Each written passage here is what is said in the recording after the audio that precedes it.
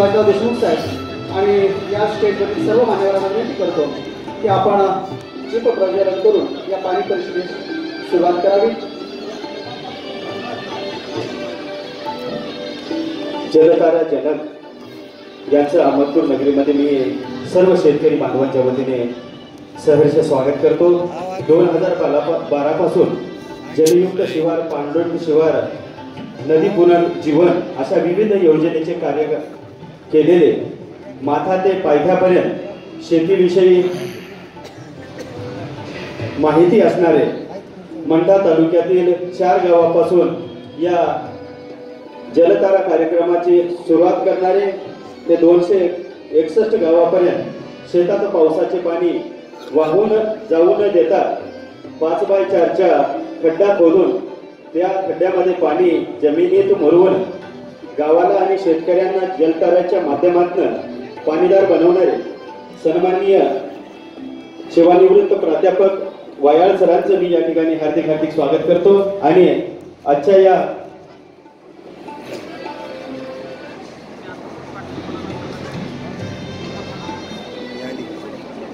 या कार्यक्रमाचे अध्यक्ष सन्माननीय बाळासाहेब जाधव साहेबांचा सत्कार सन्माननीय नामदेवरावजी कदम साहेब करावा।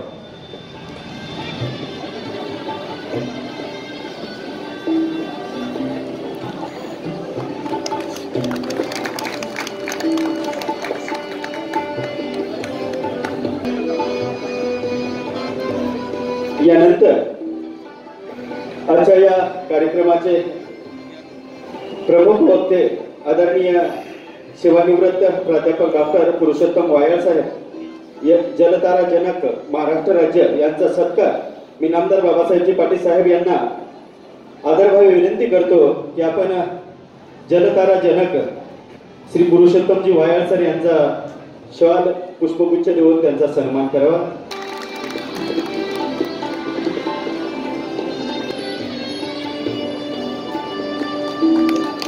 सर्वांनी टाळ्याच्या गजरामध्ये आदरणीय साहेबांचं या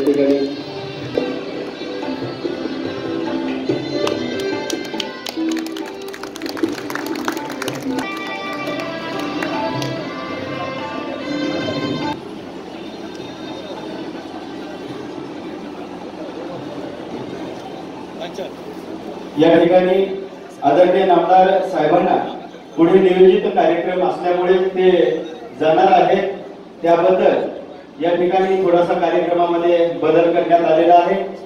या ठिकाणी आवाज येणार आहे बरोबर एका वेगळ्या कार्यक्रमाचं आपल्याला आज मेजवानी भेटणार आहे। Siddhi sugar and oil industry limited याच्या वतीने जलतारा पाणी परिषद या ठिकाणी आयोजन केलेलं आहे। या कार्यक्रमाचे अध्यक्ष आपले नेते आदरणीय जाधव साहेब, जे आपल्याला या ठिकाणी मार्गदर्शन करणार आहेत ते प्राध्यापक डॉक्टर पुरुषोत्तमजी वायाळ साहेब, जलतारा जनक महाराष्ट्र राज्य व्यासपीठावर उपस्थित असलेले आदरणीय तात्या अविनाश जाधव, धनराव साहेब, उपस्थित असलेले सर्व व्यासपीठ पत्रकार मित्र, बंधू आणि भगिनी, अहमदपूर तालुक्यामध्ये आणि महाराष्ट्रामध्ये आपल्याला पाण्याचं नियोजन करावं आणि कुठलीही गोष्ट करत असताना सर्व म्हणून केल्यानंतर त्याचा फायदा होऊ शकतो। हे काही आपल्याला नवीन नाही, परंतु थोडंसं नवीन तंत्रज्ञानाप्रमाणे जर केलं आपण तर परिणाम ज्यादा होऊ शकतो आणि फायदा जास्त होऊ शकतो। म्हणून यांनी यांच्या आयुष्यामध्ये अनेक असे कार्यक्रम घेतले, या ठिकाणी पाण्याची खूप तुटवडा होता, पाणी मुरवण्याचं काम केलं। आपल्याला ह्या गोष्टी माहिती आहे। मग वॉटर हार्वेस्टिंगचं काम असेल त्याच पद्धतीनं हे शेतामध्ये आपल्याला करायचे आहे आणि त्या पद्धतीनं आज हे आमचे वायाळ सर आपल्याला सांगतील। पाणी अडवणी पाणी जिरवा ही शासनाने घोषणाच केली होती. अजूनही शासनाच्या वतीने हे काम केलं जात आहे, पण एकदा करून जमत नाही. सतत कामामध्ये राहणं आणि काम करणं हे महत्वाचं असतं. मला आठवतं एकदा नाना पालखीवाल्याचं विविध दीप या पुस्तकामध्ये त्यांनी सांगितलं होतं की या देशात जे पाऊस पडत आहे, पडलेला पाऊस जर सर्व अडवला तर या पृथ्वीवर 20 फुटाला पाण्याचा प्रश्न आला. परंतु हे पाणी आपण अजूनही तेवढ्या प्रमाणामध्ये अडवायला पाहिजे, जिरवायला पाहिजे. तेवढं जिरवलं नाही, त्याच्यामुळे हे पाणी परत समुद्राकडे जातं. पण वापर मात्र कमी झाला नाही, वापर मात्र जास्त झाला. याच्यामध्ये आपल्याला सगळ्यात महत्वाचं की वेस्टेज नको आपल्याला. मग कुठे वेस्टेज होत आहे? घरामध्ये होत आहे, आंघोळी करताना होत आहे, दाढी करताना होत आहे. दाढी करता खाली नळ चालू असतंय, दाढी करतो, 10-20 लिटर निघून जाते पाणी. ह्या सगळ्या गोष्टी आपण बारकाईने आपल्या जीवनामध्ये वाढवलं, समजून घेतल्या, एका थेंबाचा हिशोब पाण्याचा आपण केला. आज दर लिटर माणसाला पाणी 55 लिटरची आजची आपली जनगणनेप्रमाणे सरकार पुरवायचं असं म्हणतं. आणि त्या पद्धतीने सरकार द्यायला तयार आहे. पण अजूनही काही गावामध्ये पाण्याची दुर्भिक्ष आहे. मग काही ठिकाणी त्या ठिकाणची यंत्रणा असेल, शेतीमध्ये देखील आता वगैरे आपले चुलते म्हणून बोलत नाही. सगळ्यात अगोदर ही कल्पना जी आणली राज्यामध्ये तर ते जाधव राहिला. अजूनही बघा त्या धर्माला कॅनॉल आहे, तिथं कॅनॉलमुळे वेस्टेज जास्त असतो. आणि त्याच्या अगोदर मात्र शाहू महाराजांनी कोरा पडला. शाहू महाराज एक असा राजा होता, दूरदृष्टीचा राजा. नाईल नदीवरचं त्यांनी इजिप्तमधलं धरण बघितलं आणि ते बघून त्यांनी आपल्या करवीर नगरीमध्ये पंचगंगेमध्ये धरण बांधलं. आणि त्यावेळेस ते टेक्नॉलॉजी आत्ताच्या टेक्नॉलॉजीपेक्षा ॲडव्हान्स टेक्नॉलॉजी. पंचगंगेमध्ये धरण बांधलं, दगडी बांधलं, राधानगरी धरण होता. पण त्यावेळेस ते धरणाची दूरदृष्टी घेऊन शाहू महाराजांनी त्याला असा भूकंप जरी झाला तर त्याला नुकसान करू नये, त्याच्या खाली शिस टाकले त्याच्या बेसमेंटला. म्हणजे एवढी दूरदृष्टी. आणि त्यावेळेस शाहू महाराजांनी त्या धरणाला कॅनॉल केला नाही. मग त्या ठिकाणी लोकांना मार्गदर्शन केलं, सरकार चळवळ वाढवायचं काम केलं. आधी तिथं 4 एकर 5 एकर आता 2-3 एकर लोक झाले. पण 6-6 किलोमीटर पाणी कॉपरेटिव्ह संस्थेच्या माध्यमातून 10 लोक पाणी घेतात. भांडण नाही, वाद नाही, करायचं नाही. आपल्याकडे अजून तशी परिस्थिती झाला होत नाही असं नाही. याच्यासाठी थोडासा कालावधी लागते, वेळ लागतोय. म्हणून त्या धरणात किती आज कोल्हापूर जिल्हा सगळा बहुतांश जिल्हा त्या इरिगेशन पाईपच्या माध्यमातून, सरकारी संस्थेच्या माध्यमातून लिफ्ट इरिगेशन करून अधिक बागायती केली जाते. आणि मग जाधव साहेबांनी पहिलं आपल्या मतदारसंघात आणि महाराष्ट्रामध्ये तो पहिला प्रयोग केला. तेलगावला तर कॅनॉल केलेला पण केला. कॅनॉलमुळं नुकसान होतंय, जमीन मिळत नाही, जमिनीला पैसे अधिक द्यावे लागतात आणि त्या कॅनॉलमधून पाणी जाणार आहे त्याचं बाकी बहुत जास्त. मग ते 2 धरण त्यावेळेस आपल्याला आविष्कार केले. एक म्हणजे कोपऱ्याचं आणि दुसरं म्हणजे तेलगाव. मी अनेक वेळेस सांगितलं लोकांना मतदारसंघात देखील आणि आजही सांगतो तुम्हाला की पाण्याचं नियोजन तेलगावच्या लोकांकडून शिकावं. त्या मानानं तळ खूप छोटा आहे, पण तिथं सगळेजण एकत्र आले आणि रात्री पाणी द्यायचं त्यांचा असा नियम आहे. दिवसा जेवढं पाणी द्यायचे तेवढं द्यायचं सगळ्यांनी. मग हे बघायसाठी इथं तेलगाव कसल्याही दुर्भिक्षी सालामध्ये देखील पाणी जून जुलैपर्यंत पाणी त्या तळ्यामध्ये शिल्लक राहतं. आणि बागायती जमीन बघितली तर आपल्यापेक्षा जास्त बागायती तिथे आहे. आज भाजीपाला भरपूर आहे, तिथं ऊसाचं क्षेत्र वाढलंय. हे काही आताच नाही, आपल्याकडे लिफ्ट इरिगेशनचं काम अंतिम टप्प्यात आल्यावर आपण त्या धरणावरचे जे लाभधारक आहेत त्यावेळेस मोठे साहेब होते, त्या डिपार्टमेंटचे उपसचिव. आपण लोकांना येऊन दाखवतो म्हणून 2 बस गाड्या इथून केल्या. स्वतः मी आमदार होतो, आम्ही दोघेही तिकडे त्या नाशिक जिल्ह्यामध्ये अशा संस्था आहेत. काळे नावाचे व्यक्ती आहे, त्यानंतर त्याच्यामध्ये खूप मोठं काम आहे, त्यांनी खूप मोठं दिशा दिली आहे. काही संस्थेला निरोप दिला की आम्ही तिथे येणार, मोठे साहेब येणार आहेत, मराठवाड्यातली शेतकरी बघा, लिफ्ट इरिगेशन येणार. आणि मग तिथं होतं चेअरमन आणि लोक थांबले आणि त्या बसले लोक आहेत. आणि तिथल्या पाण्याचं धरणात पाणी ते गावाचे आम्ही असे निवडले होते की तेलला लोक होते, तेलला गाव होते, पण धरणात पाणी किती आहे, एका रोटेशनला पाणी किती जात आहे आणि आपल्याला किती पाणी लागणार आहे याची माहिती अधिकाऱ्याला एका दिवस कमी असेल, पण तेवढी माहिती त्या लोकांना तिथल्या सोसायटीच्या सभासदाला असते. आणि गेल्यावर आमचं स्वागत केलं. 2 ठिकाणच्या गोष्टी सांगतो तुम्हाला. आज आपण कधीतरी रडत सारखं ट्रान्सफॉर्म गेला.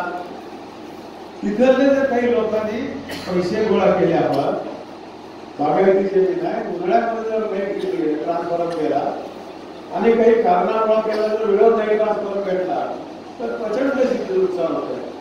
तर ट्रान्सफॉर्मच्या बाजूलाच कट्टा बांधून त्या शेतकऱ्यांनी स्वतः आपण ट्रान्सफॉर्मर कट्टा घेऊन गेला. एखादा ट्रान्सफॉर्मर जळाल्याबरोबर आपल्या घरचा लावायचा, पुन्हा डिपार्टमेंटला पाठवायला, ते कवाई लावली. एक गोष्ट. आणि दुसरी गोष्ट होते की त्या माळाच्या पलीकडे थोडासा अंतर, पाऊस थोडा तिकडे जास्त पडायचा आणि इकडल्या तळ्यामध्ये माळ फोडून ते पाणी ग्रॅव्हिटीनं तळ्यामध्ये आणलं. मग ह्याला निधी कोण दिला? कोणी निधी दिला? मला कोणी दिला नाही. आणि त्यावेळेस बाळासाहेब थोरात हे कृषी मंत्री होते, ते बघायला तिथं आल्यामध्ये त्यांच्या सुरू झाले. तर ब्लास्टिंग करून 1 किलोमीटर 2 किलोमीटर माळ फोडला. त्या भागातलं पाणी फक्त आपल्या या इकडल्या जिथे बागायती जास्त आहे आणि ज्याला गरज आहे ते पाणी ग्रॅव्हिटीने त्या तळ्यात आलं. जेवढी क्षमता लोकांमध्ये आणि इच्छा झाली त्याच्याशिवाय आपली प्रगती होऊ शकत नाही. आणि ते सांगण्यासाठी पुण्याचा आज आपल्याकडे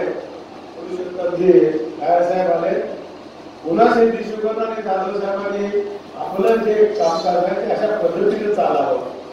आज आपण करत नाही असं नाही, त्याच्यामध्ये नवीन टेक्नॉलॉजी यायला आहे. या सगळ्या गोष्टीचा आपण वापर करायला पाहिजे. पाणी मोरायला पाहिजे. आजही बऱ्याच लोकांच्या घरावर हार्वेस्टिंगचं काम चालू आहे. आजच पुण्यामध्ये होतो मी दुपारी, तिथे त्या कार्यक्रमाचा मी आणि पवार साहेब, हर्षवर्धन पाटील, चांदेगावकर साहेब, पी पाटील साहेब या सगळ्याच्या नेतृत्वाखाली त्या संस्थेने 33 लोकांना सौर ऊर्जेच्या माध्यमातून कारखान्याने भरूया लवकर आलं. आता काही ठिकाणी बघतोय, आमच्याही गावात बघतोय.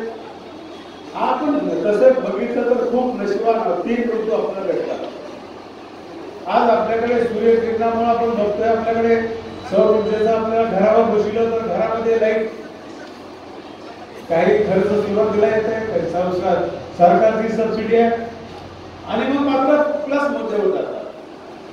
एकच असं आपल्याकडे युनिट आहे ते म्हणजे साखर कारखान्याने की त्यांच्या रॉ मटेरियलतून आपण सौर ऊर्जा बघ्यापासून तयार करतो.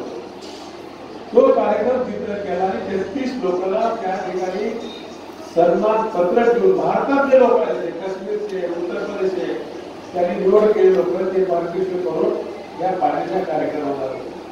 म्हणजे आज आपल्याला ह्या 2 कामाची अधिक गरज आहे. अजूनही आपल्या लोकांनी काही घरावर बसविले, काही पेट्रोल पंपावर बसविले, आम्ही शाळेत बसविलंय. आपल्याला इथं अहमदपूरच्या नगरपालिकेला पाणी लाईट बिल नाही भरल्यामुळं बरेच दिवस कनेक्शन कट करावं लागतं. त्यांनी देखील काही तयारी केल्या. तिथं डायरेक्ट जिथं लाईट आहे स्टेशन तिथं आपल्याला अहमदपूरच्या अशा प्रकारचं आपण सौर ऊर्जेचं काम करतो. सुरुवातीला खर्च येणार आहे, पण नंतर नंतर हे बिल आपण एवढं भरतो त्याच्यामध्ये काही दिवसात आपल्याला फ्री होणार आहे. आज मोठमोठ्या लिफ्ट इरिगेशन आहेत त्या ठिकाणी सरकारचा मोठा प्रोजेक्ट आहे. आज अहमदपूर तालुक्यामध्ये बघा झरीलाच बसलेलं आहे, आपल्या साकूरला चालू आहे, देवगडला वीज उद्घाटन केलंय, आज शिरूरला देखील काम संपत आलंय, मला तो पुढच्या दादोसाहेबांनीच केलंय. आता भविष्याच्या काळामध्ये आपल्याला लाईटचा जो तुटवडा आहे तो आता भविष्याच्या काळामध्ये कमी होणार आहे.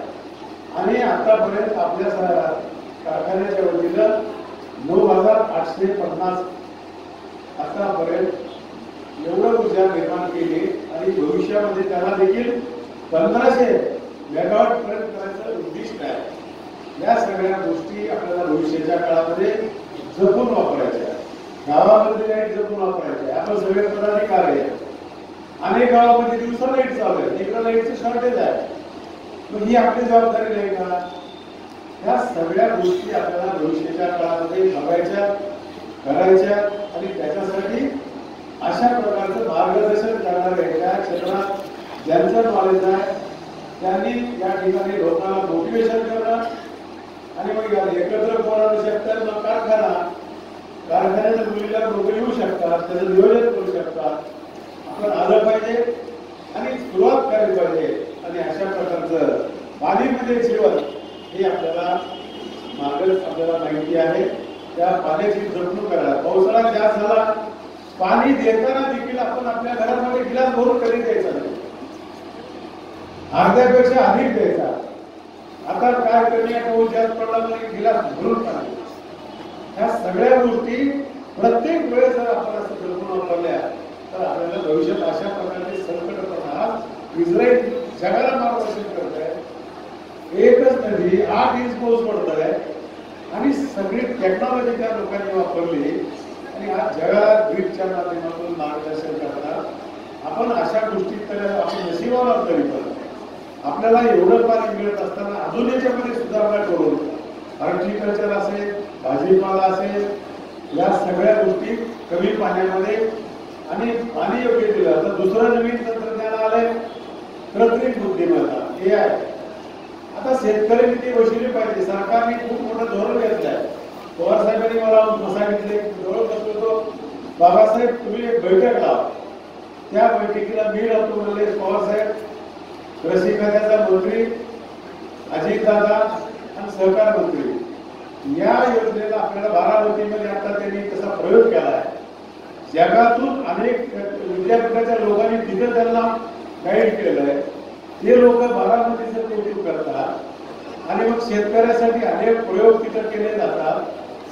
अशा प्रकारचा प्रयोग बारामतीमध्ये झाला आहे आणि त्याच्या माध्यमातून ज्यांच्याकडे ऊस आहे त्या लोकांनी जर केलं मग काय त्याच्यामध्ये तर ही जी यंत्रणा आपल्या शहरामध्ये बसवली तर आपल्याला लगेच तुमच्या मोबाईलला जर अटॅच केलं तर ते सांगते की आता ऊसावर रोग पडलाय.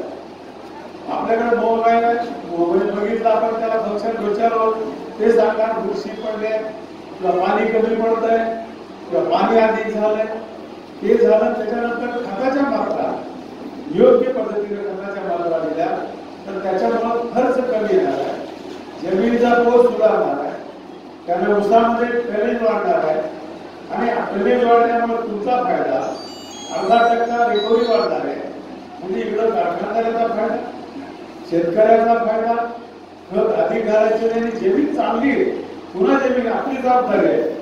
जमिनीला कसंही वापरून त्या ठिकाणी जमिनीचं नुकसान जर केलं, पोत जर खराब केला तर पुढच्या पिढीला आपण काय देणार? पुढच्या पिढीला 10 लाख एका माणसाला कर्ज दिलंय तर जमिनीचा पोत चांगला आहे. एका माणसानं त्याच्यासाठी 1 कोटी दिलंय प्लस डिपॉझिट, पण जमिनीचा पोत खराब आहे. पोत प्लस म्हणजे काय? तुम्ही 1 कोटी रुपये जरी त्या जमिनीत एकदाच खर्चिलो तर एका वर्षात किंवा 2 वर्षात जमिनीचा पोत सुधारत नाही. त्याला 3-3, 4-4 वर्षे कंटिन्युएशन लागतंय.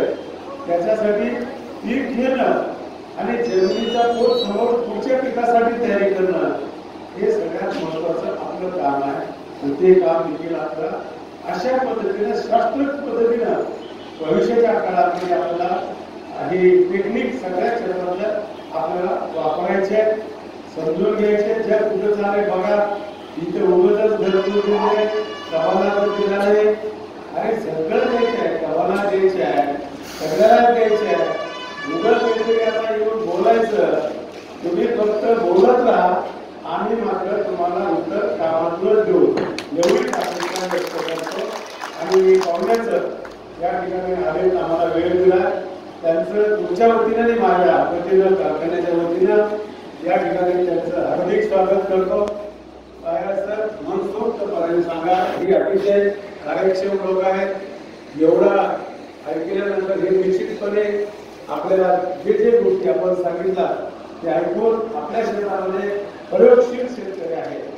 जरी आमच्याकडे जमीन हलकी असली, हलक्या जमिनीमध्ये माती टाकून काळ टाकून जमीन तयार करणारे हे माणसं आहेत आणि आपली आंबे किशीचे काम नाही अशा पद्धतीने वागणारे लोक आहेत. म्हणून तुम्हाला इथे जेवढं काही तुम्हाला मटेरियल देता येत आहे या कार्यासाठी ते द्यावं अशी तुमच्याकडून अपेक्षा व्यक्त करतो. आणि मला का जायचं आहे तर केंद्रीय मंत्री रामदासजी आठवले साहेब बोलाले तालुक्याच्या वतीनं म्हणून मी जाणार आहे. मला फोन आला की मी जाणार आहे, त्यांची परवानगी घेतली. उद्या रविवार सकाळी 8 वाजता आपण श्री भागवत नागनाथ जिल्हा पंचायत वतीनं आणि सिद्धी शिवरच्या वतीनं आपल्याला करतो. लग्न जास्त आहे, 8 म्हणजे 8ला झालं पाहिजे. असं कुणी इतक्या वेळेवर असं म्हणायचंच नाही. प्रत्येक गोष्ट आपल्याला वेळेवर करायची आहे. आपण करत राहणार त्यापेक्षा आपली प्रगती द्या. धन्यवाद. सेवानिवृत्त प्राध्यापक डॉक्टर पुरुषोत्तमजी वायाळ साहेब, जलधारा जनक महाराष्ट्र राज्य यांना मी आदरभावे विनंती करतो की आम्हा सर्वांना उपस्थितांना आपण या ठिकाणी सखोल असं मार्गदर्शन करावं. पासून मला वडिलांनी पण सांगितलं होतं की जाधव साहेबांचं काम, कारण माझे आजोबा काँग्रेसचे शंकरराव बरोबरचे खूप मोठे कार्यकर्ते होते. आणि आज मला खरंच मनस्वी आनंद होतो की एक राजकीय व्यासपीठ असलेले नेते आपल्या सगळ्या शेतकऱ्यांचं कल्याण व्हावं, उद्धार व्हावा, आपली आर्थिक प्रगती व्हावी, समृद्धता यावी, आपला भविष्यकाळ उज्ज्वल व्हावा यासाठी असे कार्यक्रम आयोजित करतायत. साहेब, मी तुमची स्तुती करायला या ठिकाणी आलेलो नाही. मंत्री महोदय, आदरणीय जाधव साहेब, अविनाश दादा, मी संपूर्ण भारत फिरतोय या 4 वर्षामध्ये. पण हे दुसरं तिसरं उदाहरण असं की अख्खं कुटुंब, मंत्री महोदय आणि एवढ्या मोठ्या प्रमाणावर हा कार्यक्रम आयोजित केलेला आहे. याच्या पाठीमागची सामाजिक बांधिलकी आणि खऱ्या अर्थानं जी पोटशेतीला तळमळ असते की माझ्या मतदारसंघातला अन्नदाता हा समृद्ध व्हावा, यासाठी अशा कार्यक्रमाचं आयोजन करणं. नाहीतर आज आपण पाहतोय की फक्त राजकीय कार्यक्रमाची रेलचेल चालू आहे. आणि अशा धकाधकीच्या कार्यक्रमामध्ये मंत्री पुण्याहून या ठिकाणी येत आहेत. आज एवढं लोक वय झालेले जाधव साहेब 15 मिनिट या कार्यक्रमाला अगोदर येत आहेत. तर खरंच मला आज खूप मनस्वी आनंद वाटतोय. आणि या ठिकाणी मंत्री महोदयांनी त्यांच्या मनोगतामध्ये या ठिकाणी सांगितलंय की वाया सर, तुम्ही जी टेक्निक डेव्हलप केलेली आहे जलतारा नावाची, आज ह्या टेक्निकनं तुम्ही तुमचा तालुका कसा समृद्ध केला आहे, कशा टँकरचे गावं तुम्ही बागायतदार बनवलेले आहेत. आणि ही योजना किती सोपी आहे, किती शेतकऱ्यांसाठी म्हणजे महत्वाची आहे आणि कशा पद्धतीने एका वेळी हजारो गावं आपण पाणीदार करू शकतो याबद्दल मनसोक्तपणे मार्गदर्शन करा.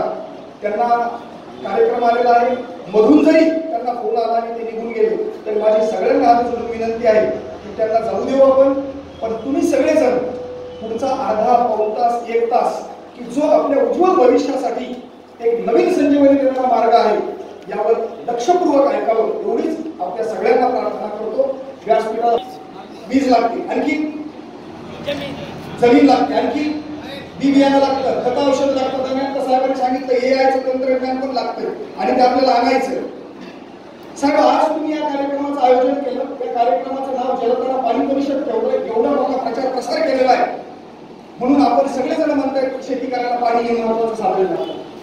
पण जाधव साहेब, माझ्या तालुक्यातल्या 221 गावामध्ये मी जे काम केलं त्यावेळेस तुम्हालाही माहित नव्हतं की मी जलताराचं काम आणि गाव पाणीदार करायला आलो होतो. पण मी ज्यावेळेस गावात जायचो आणि शेतकऱ्यांना समोर बसून मनोगत आणि त्यांना मार्गदर्शन करायचं की आपल्याला काय करायचं आहे, आणि मग मी त्यांना हा प्रश्न विचारायचो, कारण त्यांना माहित नव्हतं की वाया सर त्यांची टीम घेऊन कशाला आली, की पाण्यावर काम करायला आले का भाषण करायला आले का आपल्याला निवडणुकीत मतं मागायला आले, हे काहीच माहित नव्हतं. तुम्हाला माहिती आहे म्हणून तुम्ही सगळेजण पाणी मागताय. पण मला प्रत्येक वेळी एकच उत्तर यायचं. मी विचारायचो त्यांना शेती करायला कोणती साधनं लागतात. सगळे त्यांना सांगायचे बी भरण लागतं, खत औषधं लागतात, सगळे क्वालिटीचे लागतात, बैल लागतात, गाडी लागते, यंत्रसामुग्री लागते, गडी लागतात, बाया लागतात, सगळं सांगायचे. मला आठवण करून द्यावं लागायची की पाणी लागतं का नाही लागतं. आणि मग म्हणायचे पाणी लागतं. म्हणजे आज तुमची आमची मानसिकता विदाऊट पाण्यानं शेती करण्याची बनली आहे. हे खरंय का होतंय? मान्य आहे ना? पण आज या कार्यक्रमाची प्रसिद्धी एवढी झाली आहे की कुणीतरी पाण्यावर काम करणारा आपल्याला मनोगत व्यक्त करायला, मार्गदर्शन करायला येणार आहे. म्हणून तुम्ही सगळे जण सांगतात शेती करायला पाणी हे सगळ्यात महत्वाचं काम होतं. बरोबर आहे मित्रांनो? शेतीचे 3 प्रकार. नंबर 1 बागायती शेती, नंबर 2 जिरायती शेती आणि नंबर 3 कोरडवाहू शेती. बागायती शेती कशाला म्हणतात? जिथं 12 महिने पाणी आहे त्याला म्हणतात बागायती शेती. आणि त्या माणसाचं राहणीमान, त्या माणसाचं जीवन, त्या माणसाची समृद्धी कुणालाही सांगायचं काम नाही. त्याचा सुंदर बंगला असतो, 4 चाकाची गाडी असते, मोटरसायकल असते आणि 12 महिने तो व्यस्त असतो, रिकामा घरात कोणीही नसतं. त्याला म्हणतात बागायती शेती आणि त्याचं उत्पन्न लाखात असतं. त्यानंतर येते जिरायती शेती म्हणजे हंगामी, ज्याला आपण आपल्या भाषेमध्ये हिवाळा भरण्यामध्ये जाधव साहेब म्हणतो हिवाळा भरणं. म्हणजे खरीपाचं पीक आणि रब्बीच्या पीक सीझनमध्ये 1 नाही तर 2 पाणी भेटतात आणि त्याच्यानंतर 4 महिने आपण उन्हाळ्यामध्ये रिकामी असतो, लग्न सराई करा. बरोबर ही गोष्ट. आणि तिसरा प्रकार म्हणतो कोरडवाहू, खाऊन पिऊन टाकतो. म्हणजे खूप मनात विचार येतात की घर बांधायचं, पण खिशाकडे पाहायच्या नंतर आणि उत्पन्नाकडे पाहायच्या नंतर आपण नाही बांधू शकत. ही वस्तुस्थिती. तर माझा एक विचार नाही या भागातल्या सगळ्या लोकांना की तुमच्या अहमदपूर तालुक्यामध्ये आणि ज्या ज्या पंचक्रोशीतून तुम्ही आलात तर तुम्ही तुमच्यापैकी किती बागायतदार शेतकऱ्यांचे 12 महिने पाण्याचे हक्कदार आहेत अशा हक्क का? 12 महिने पाणी आहे तुमच्याकडे 100%. मी लोकांना सांगत नाही घोडे नाले खडून 12 महिने व्हायचे. आज परिस्थिती अशी डिसेंबर मध्ये 60 आणि 70 फुटाच्या विहिरी कोरड्या पडल्या. 600, 700 फूट बोरवेलला पाण्याची पातळी. म्हणजे ही काय म्हणतात तुम्ही? आणि मग वरचीवर पाण्याची पातळी खोल चाललेली आहे. आणि मग त्या 60 वर्षापूर्वीच्या 50 वर्षापूर्वीच्या बागायती शेती जिरायत्या झाल्या आणि जिरायती शेती कोरडवाहू झाली. पण याला कारण काय आहे सांगा बरं? अशी परिस्थिती का आली याचं कारण मला तुम्हाला विचारायचं. सांगा का आलं? बरं त्या काळातही पाऊस होता, बरोबर? त्या काळात शेती होती, त्या काळात लोक होते. उलट मंत्री महोदय साहेब तंत्रज्ञान नव्हतं, यंत्र सामुग्री नव्हती, सगळं काही नैसर्गिक होतं. पण तरी पण ते लोक 12 महिने बागायतदार का होते ना? आज आपण कोरडवाहू का झालं तर 50 फुटावरची पाणी पातळी 600 फुटापर्यंत का गेली? याचं उत्तर मला तुमच्याकडून विचारायचं. सांगा.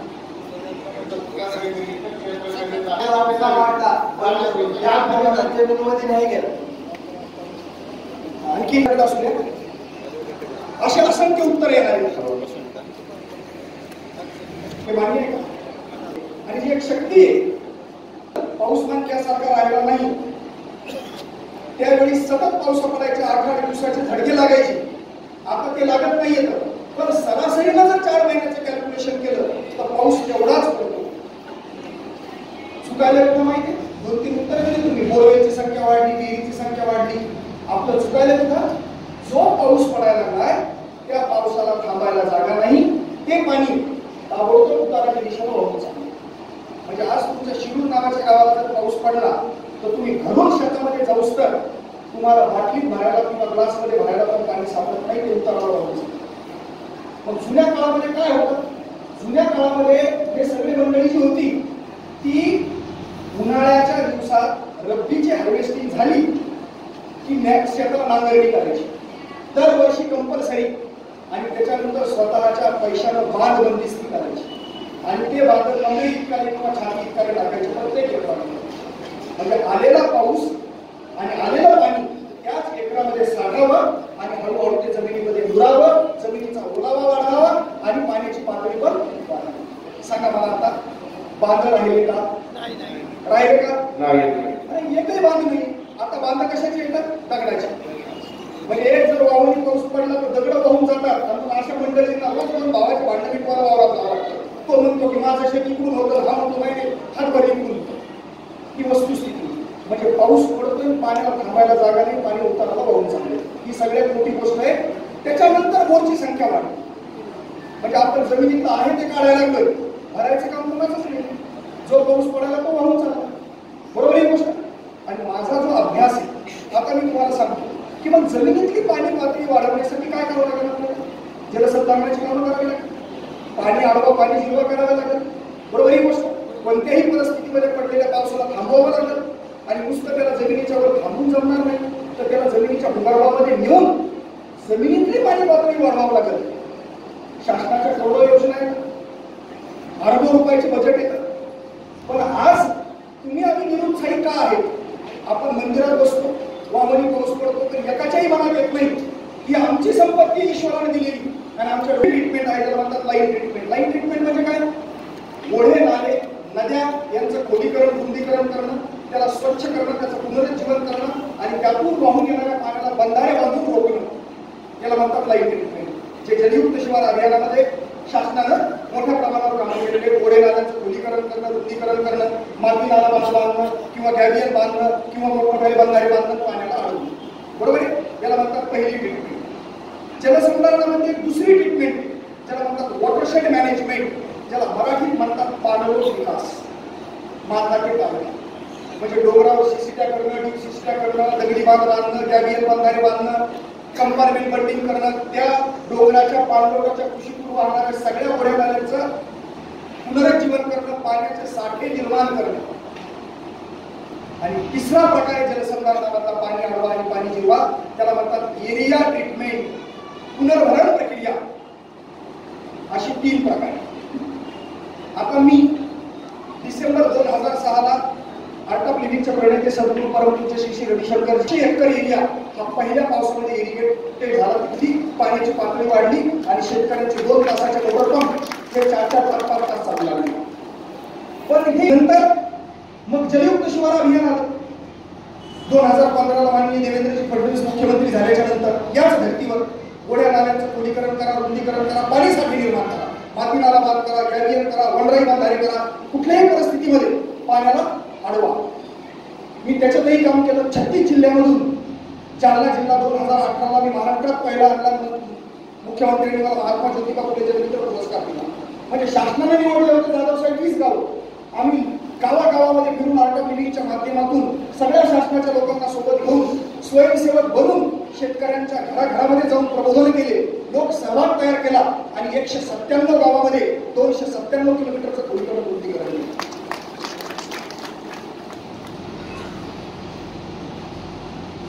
तर ह्या सगळ्या कामामध्येही मला एक गोष्ट जाणवली की उदाहरणार्थ एका गावाला एक नदी आणि त्या नदीचं आपण पुनरुज्जीवन केलं, बंधारे बांधले, पाणी अडवलं आणि गावाला 2000 एकर